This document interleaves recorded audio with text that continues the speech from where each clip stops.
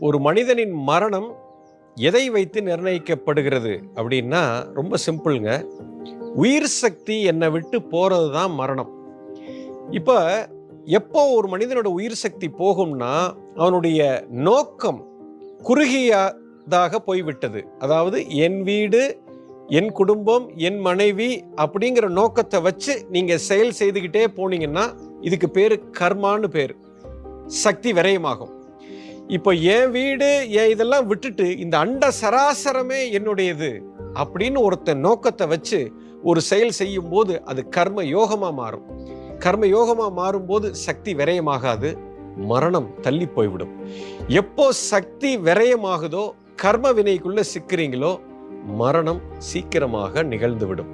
இதுதான் மரணத்தின் ரகசியம். கர்மமா கர்ம யோகமா முடிவு பண்ணிக்க.